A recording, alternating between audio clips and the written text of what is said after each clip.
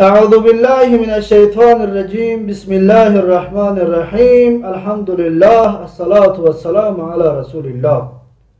برادران عزیز و مهربان، برای شما وصیت‌های جناب رسول اکرم صلی الله علیه و سلم را پیشکش میکنیم. وصیتی اولین و یکم وصیتی که جناب رسول اکرم صلی الله علیه و سلم برای ما و شما امتان و برای ما و شما پیروانش چنین میگوید: وصیت یکم، پرهیز از شرک. در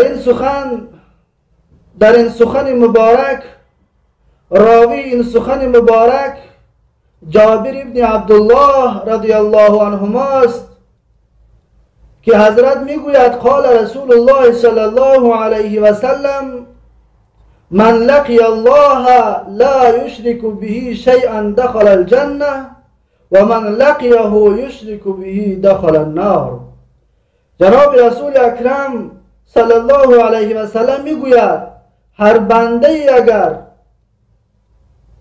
از این دنیا بگذرد، از این دنیا سفر به آخرت بکند، لقی الله، به پیش الله جل جلاله رود، لا یشرک به شیئا،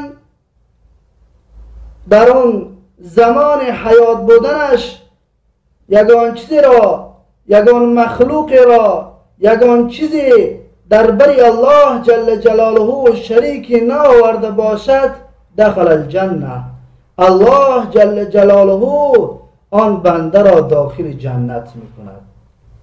و من لقیه یشرک به دخل النار، و هر بنده ای که در این دنیا در برابر الله جل جلاله شریک آورده باشد، شفا را از جانب غیر خدا طلب کرده باشد، کمک خالقیت را از مخلوق طلب کرده باشد، دخل النار. پیغمبر خدا صلی الله علیه و سلم میگوید که آن بنده داخل آتش پردهشت می شود.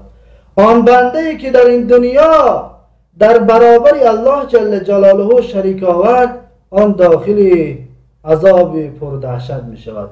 برادران عزیز و مهربان، باید ما و شما از این وصیت‌نامه جناب رسول اکرم صلی الله علیه و سلم عبرت خوب بگیریم که در حیات خود، در زندگی خود، در برابر الله جل جلاله هیچ شریک را نیاییم. هر چیزی که برای ما و شما می آید، باید ما و شما از جانب الله جل جلاله طلب بکنیم. و آخر دعوانا ان الحمد لله رب العالمین.